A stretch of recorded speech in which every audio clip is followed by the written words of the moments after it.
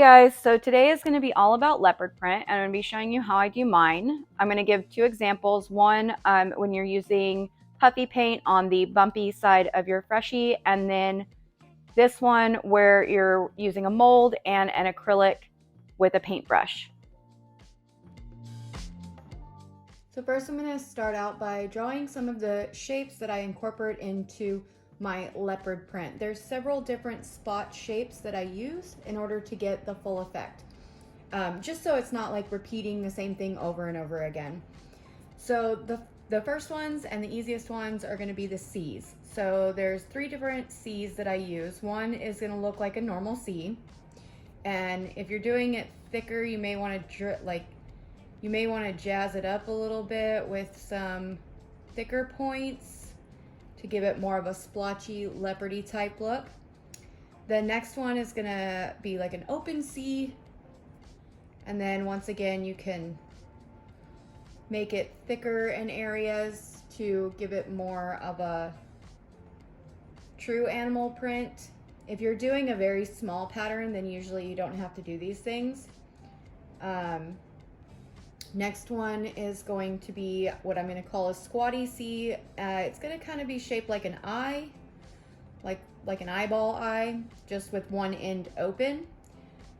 And then once again, you can thicken some areas up. I'm just doing a rough draft so you can see. Next, we're going to do a closed circle. So this is going to be a closed spot. And once again, it's going to be shaped a little bit like an eye. And you can change the shape a little bit if you want, just to give it more, Next, we're gonna do two open C's facing each other. Or you can look at it like a closed spot just without the top and bottom tips. And you can make those thicker wherever you want. Next is going to be an open C with a small line, so like this, where it's just got a little bit of an opening. And if you want to thicken areas up, you can do that.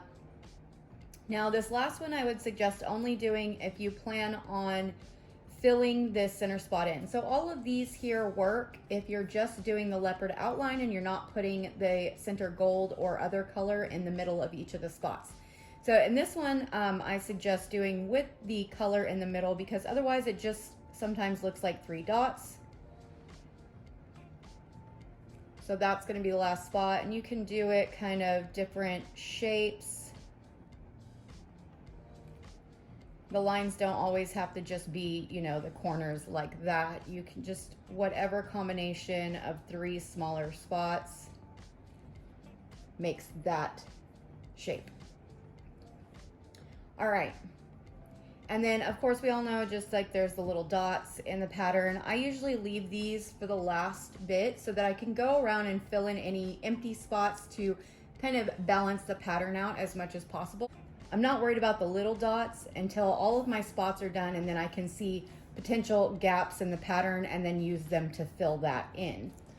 Okay, so now I'm going to demonstrate how to do this one, the first one, with puffy paint on the bumpy surface of a Freshie.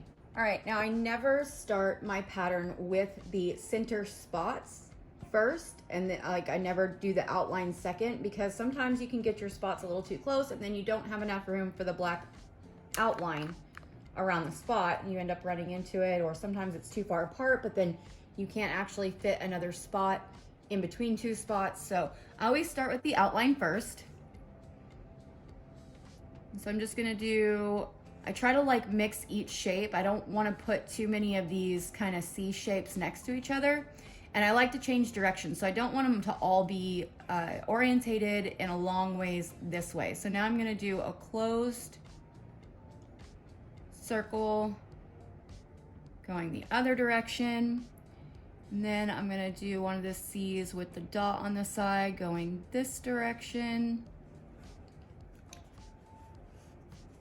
Now I'm going to do two half C's facing each other, and see, I can already see here's kind of a spot right here that's probably where I'm going to put one of my dots. Now I'm gonna do the one that's made up of 3 little lines, because I am gonna be filling these in. Here I'm gonna do more of like a squatty closed C. Over here I'm gonna do, you also just kind of need to look at like what area you have. Now I'm gonna do another closed. And this one, I'm gonna do a little bit of an open one going this way. One of the things that I sometimes do is I like to go on the edge and bring it all the way to the edge, just so it doesn't look like there's a border. It's more, got more variety going on. Let's see here, I'm gonna do another one of these. And there, see, I'm probably gonna have a dot there. I'm gonna do a closed one here. Here I'm gonna go in and do 2 of the open C's, and now I'm gonna go ahead and fill in any gaps with my just single dots.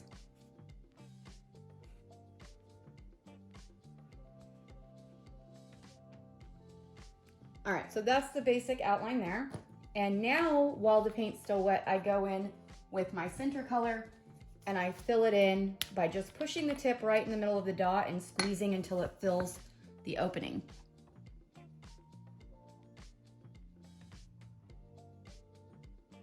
Till it kind of, you'll see it connect and touch that other paint.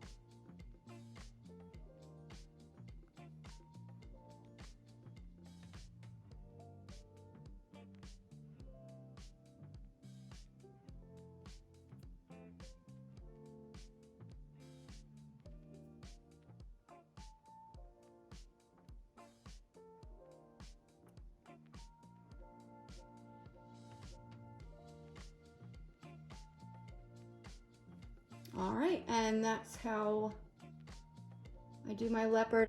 I try to keep the pattern pretty tight so that there aren't a lot of large spaces in between each spot. Now for the acrylic paint, if you are using the needle nose tip bottles, then this is going to be the same as the puffy paint because the nozzles are very similar. So for this one, I'm going to show how to do it with a brush since we've already gone over the bottle. And starting off, same concept. I'm gonna start with my outlines. I'm just gonna put a tiny bit of paint on, and then since I have a little bit less control, I'm just gonna dab it. I'm not really gonna swipe the brush.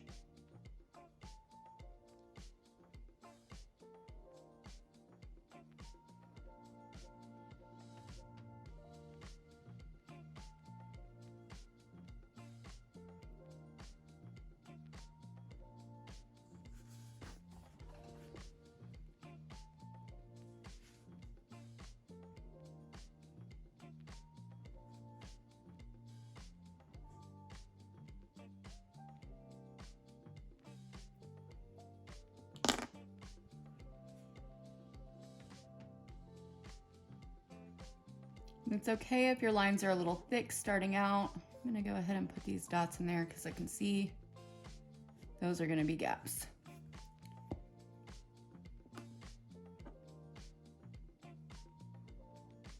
So if your lines, your outlines are a little thick, you're going to be going in and filling in that middle color, which is going to thin out your black outlines.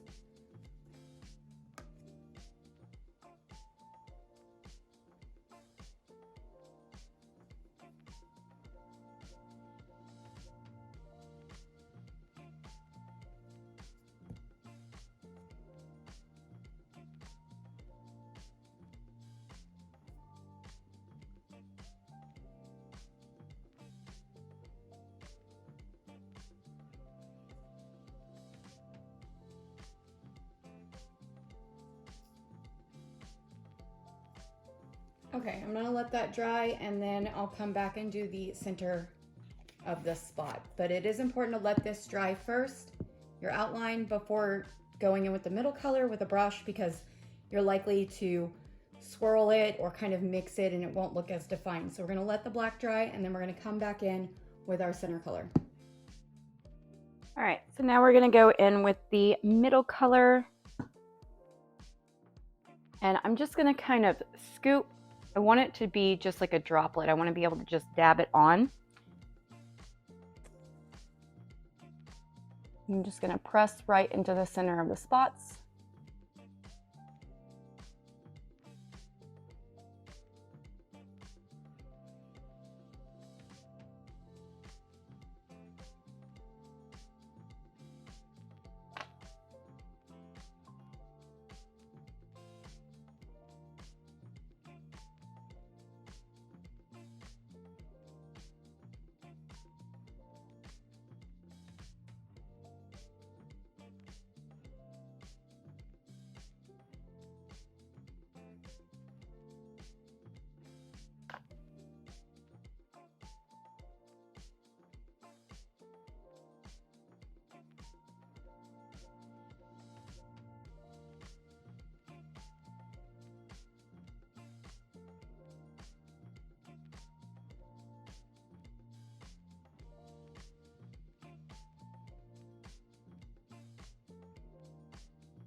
And just like that, that's done.